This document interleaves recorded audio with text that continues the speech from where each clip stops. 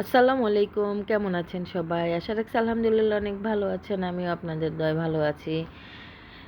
তো সেদিন গিয়েছিলাম একটু বাইরে বলতে কোথায় গিয়েছিলাম মনে নাই।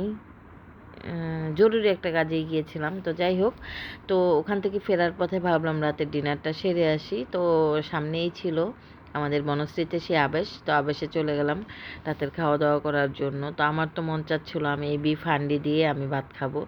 তো যাই হোক, ভাত খাওয়ার চিন্তা আর করলাম না। তারপর তাদের তো ওই যে পেশোয়ারিটা দেখলাম ওখানে ভিতরে ঢুকে। তো পেশোয়ারির সব কিছু দেখলাম, দেখে বলল যে খুব মজা হয়। তো ওনারা আবার বলতেছিল আপনি এখানে একটু টেস্ট করেন। আমি কই না, আমি খাবো না। তো তারপরে আবার হচ্ছে তাদের যে পেশোয়ারি নেহারিটা হয় সেটাও দেখলো। এটা হলো ভুড়ি।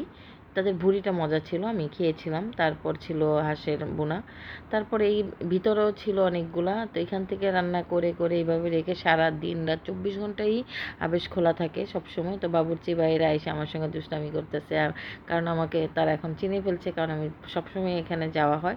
আমাকে আবার বলতেছিল তেলাপিয়া মাছ আসছে, তেলাপিয়া এখন বারবিকিউ হয় দেখুন। তো তাদের তেলাপিয়া মাছ একদম প্রসেসিং করে রাখছে, এখন শুধু ভেজে দিবে। তো আর খাবো না। তো যাই হোক, দুষ্টামি করতেছে শেফ, পেশোয়ারির বাবুর্চি সবাই মিলে। তো আমি আবার সব কিছু ওনাদের সঙ্গে দুষ্টামি করে কথাবার্তা বলে তারপর আমি ভিতরে চলে যাচ্ছি। আমি খাওয়া দাওয়া করব। তো আমি খাওয়া দাওয়া করার এক পর্যায়ে আমার জামাই অর্ডার দিয়ে ফেলছে ওনাদেরটা। আমাকে জিজ্ঞেস করতেছে যে তুমি কি খাবা। তো ওনারা বিফ হান্ডি দিয়েছে, তারপর হচ্ছে ভুড়ি পরোটার সঙ্গে। তো আমার তো পরোটা থাকবে, তো পরোটার সঙ্গে আমি একটা কাবাব খেয়েছিলাম। তো কাবাবটার নাম আমার মনে নাই।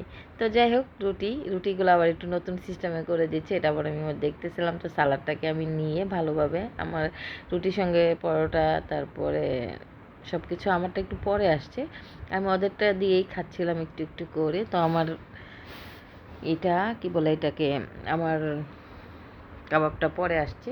তো যাই হোক, তো তারা এখানে 3টা বা 4টার মতন গরুর পিস দেয়, একটা রসুন দেয়। তো আমরা আবার চেয়ে আরও 2টা রসুন এনেছি। তো রসুনগুলো আমার কাছে বিশেষ করে রসুনগুলো ভালো লাগে। ওটা খেতে খেতেই আমার কাবাব চলে আসছে।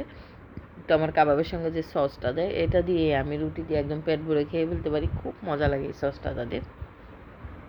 তো খাচ্ছি আর হচ্ছে সব মজা করে আমার কাছে ভালোই লাগছিল। আমি আবার বলতেছিলাম আর কিছু খাবো কিনা, তো আরেকটা পরোটা নিব কিনা, বললাম যে না আর পরোটা নিব না, এটা দিয়ে খাওয়া দাওয়া শেষ করে তো ভাবলাম আপনাদের সঙ্গে একটু শেয়ার করি। অনেক দিন ধরে আমি বড় কোনো ভিডিও দিচ্ছি না, এখন ভিডিও কি দিব না দেব কোনো কিছু বুঝতে পারতেছি না, কোনটা রিল ভিডিও হবে কোনটা বড় ভিডিও হবে। তাই একটু শেয়ার করলাম, কেমন লাগলো কমেন্ট করে জানাবেন। আর হচ্ছে সব ঠিকঠাক হলে আবার সুন্দর মতো নিয়মিত সব কাজ করব। তারপর আমি একটা আবার রুমালি রুটি অর্ডার করে চা দিয়ে খাওয়ার জন্য, এটা তো আমার অভ্যাস, সেটা রাতে হোক সকালে হোক। তো আমি আনার পরে সবাইকে আবার একটু একটু দিয়ে চা দিয়ে রুমালি রুটি দিয়ে আবার মজা করে খাচ্ছিলাম। কিন্তু না, পরোটা দিয়েই মজা হয়, চা দিয়ে রুমালি রুটি দিয়ে শক্ত তার দিয়ে টেনে টেনে ছিঁড়তে হয়।